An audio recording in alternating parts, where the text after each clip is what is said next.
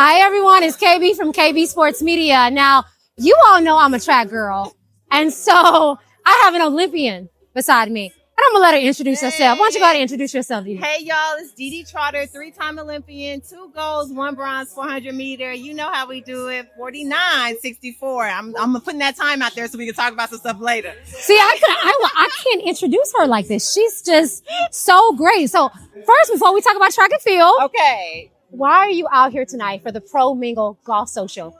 Well, Evan is so amazing. He's one of my new closest friends over the last couple of years. We've really connected, and what he does in the community for the youth, I really believe in supporting everything that he does. So number one, also he creates the most network-friendly environments where it's fun to network, get to know people, and then you get to, find connections outside of the event. So Pro Mingle is fire. It's my third one. So yep, you already know.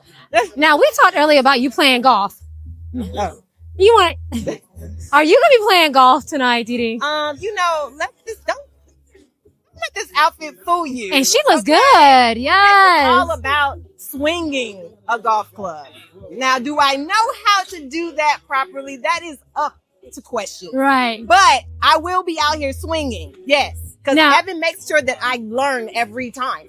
Now, we have an instructor on the course, right? Yeah. So can I introduce you to James? I need to meet James. Yes. James is going to help me improve. He is. Now, I know we're here for golf, but we got some track ladies here. I ran track. You ran track. Yeah. Now, I want to know where you were and how you felt the moment that you saw Sydney break Sonia's record in the 400. Okay, so I was just watching it at home. But I think Sydney McLaughlin is an absolute phenomenon.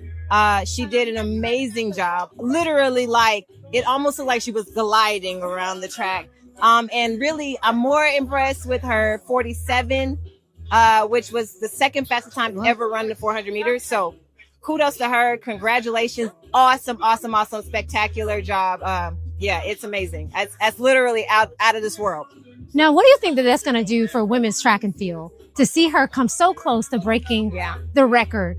Well, I would like to think she's going to get it. And to be completely honest, 100% transparent, I'm really ready for that world record to go down. It's an old record from back in the day when, things weren't always as clean. We didn't want to talk about that, but she's right. Put it out there. She's right. I'm hoping that we can get this record back on this side. And of course, for the U.S., I would love to have for the U.S. to hold this record. That would mean a lot for the women's U.S. 400 meters. I love it. Now, is there any correlation between golf and track and field? Core stability. Yes. Core strength is a huge thing for running. And it's a huge thing in golf. So I think overall, core is one of the most important elements of being an athlete. But you can really see it manifest itself in golf and in track and field. Absolutely. Now, you haven't ran in a while. Nip. She said that with pride. Nip. Now, I do want to ask now, will we ever see you on a track again? What I've been seeing is a lot of athletes who have retired, they come back to the Masters. Is there a Masters in me? Maybe. I don't know. My knees are kind of done, but you might see me out on the track, but it might be coaching someone else. Okay. That's where you might find me back in my groove.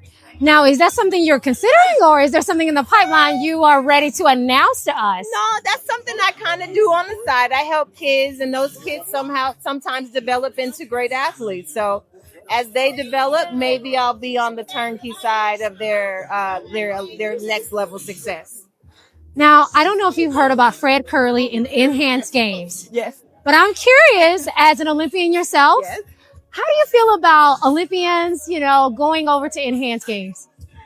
I have mixed feelings about it right now because I really don't know what it's going to do to the sport or how it's going to affect everything. But at the end of the day, I'm open to seeing what any new and positive, I guess you could say, publicity can do for track and field in general. So we'll see.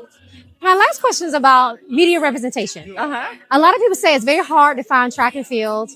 It's either on Peacock or Nowhere or a Flow Track or something like.